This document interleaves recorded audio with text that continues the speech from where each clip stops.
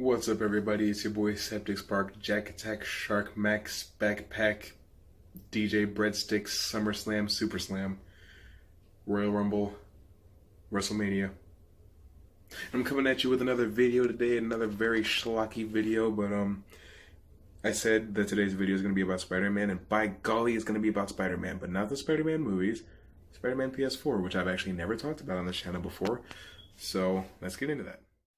And in this episode, we're actually going to be talking about 10 villains that I think need to be in Spider-Man PS4 and whether or not they should be part of the main story or some sort of side quest or something like that. So let's get into that with number 10. Number 10 is actually criminally underestimated, undervalued, underrated is the word I'm actually looking for, and nobody really knows who that is, and it's Molten Man. I think Molten Man's really cool despite his really stupid name. I mean, his power is I am lava and I throw fire. That's awesome, but not awesome enough to be a part of the main story. Unfortunately, I don't think he should be in the campaign whatsoever. I think he should be a side mission of some sort, and it could just be a one mission type of thing. It doesn't have to be this long quest or anything. Just be, hey, this guy's throwing fire. Let's fight him. Moving on. Number 9 is somebody that if you've ever played a Spider-Man game, you likely know who this is, and that's Black Cat. I think she's been done a major disservice in recent Spider-Man games, that being Spider-Man 2, Friend or Foe, Web of Shadows, and Edge of Time, and Amazing Spider-Man 2. She's not been used to any sort of potential, really, and she's just been a plot device. That being said, I think she needs to be a side quest. Do not involve her in the main story. Maybe you see her at a couple banks and you just decide to stop her if you want to. And there's a romance type of thing, and he's like, sorry, I'm already with a beautiful redhead, and I'm not interested. Just as you're not interested, so moving on. Alright, number 8 is somebody that definitely needs to be in the main story. In fact, I'll go so far as to levy that he should be that mystery "it's you" guy that Peter was talking about at the end of the E3 trailer, and that's Dr. Octopus. Dr. Octopus is one of Spider-Man's main antagonists, and he has been for decades. He's ultra popular. He actually hasn't even been in a game recently, so I think now would be a pretty good time to reintroduce him to a new generation of gamers. And I mean, come on, Dr. Octopus, why wouldn't you put him in your Spider-Man game? Insomniac, I'm sure you're smarter than that. Number 7 is also somebody that deserves to be in the main story, and that's the Chameleon. If you don't know who the Chameleon is, then I wouldn't be very surprised. He's basically Master of Disguise, Marvel Comics edition. He disguises himself as somebody, he commits a crime, he frames them, and that's that. I think he could really add to the story if he frames Peter Parker for something, and then you have to deal with that before you can get to Mr. Negative. That's pretty much it. Moving on. Alright, number 6 is the Lizard, a villain that I've wanted to see justice done for since Amazing Spider-Man, both the movie and the game. I think he's one of the more nuanced villains that Spider-Man has, and he's also one of the most underrated villains that Spider-Man has. And I think that a lengthy side quest could actually do him some decent justice. Sort of like the Man-Bat situation from Arkham Asylum, Arkham Knight, where you track him down and you find out what happened to him and then you cure him.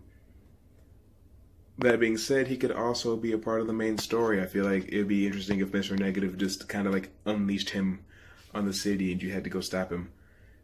It could go either way, really. Alright, number 5 is going to be Hobgoblin. That's right, Hobgoblin and not Green Goblin, because we know that Norman Osborn is in the game, but he's looking a little old, so I'm assuming that his Green Goblin days are behind him, and it's this sort of Norman Osborn that, becomes Iron Patriot and leads the Avengers and wants to get back into the public's good image. And Hobgoblin would be an interesting way to, I don't know, be cool, so put him in the main story. Because Hobgoblin is one of the lesser known villains, and this would be a good way to make him relevant again. Maybe even film-worthy, who knows. Number 4 is somebody that people super don't talk about anymore, and that's actually Tombstone, the albino Kingpin, I guess as you could call him. Maybe Kingpin and Tombstone are rivals in the main story, which is why he needs to be in the main story. That's all I really wanted to say about him. Moving on. Number 3, I mean, come on, you guys have all heard of him. We've seen his face, his beautiful face all around the place. I'm talking about the one, the only Sandman. Yeah, he hasn't really been in a game since friend or foe, I believe. And no, that's not true. He was in Shattered Dimensions. He hasn't been in the game since then.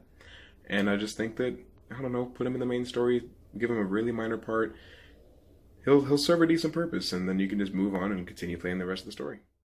Number 2 is another one of my favorite Spider-Man villains of all time, Kraven the Hunter. Good golly, give him a side quest in this game. Please, Insomniac, put him somewhere in the game. I haven't seen him done justice since Shattered Dimensions, and I just want to see him in his full glory, you know? I don't know if we'll ever see him in a movie. We kind of missed our chance with Black Panther, and I just want to see him, you know? He's awesome. That's it.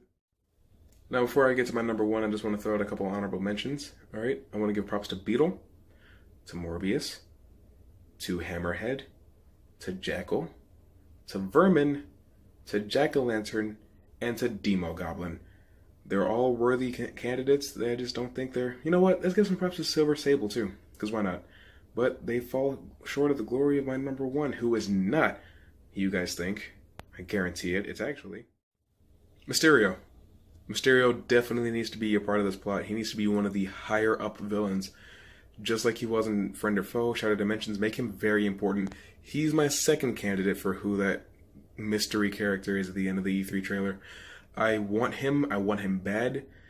I want him to actually be relevant, unlike in Spider-Man 2. I want him to have an entire chapter of the story devoted to him.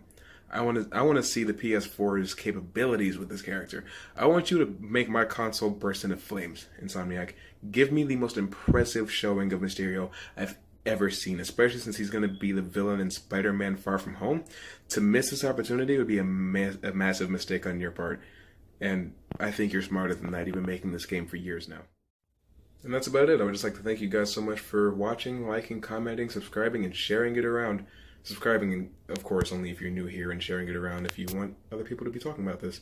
I just swiped my thumb in front of the camera. How'd that make you feel? But be sure to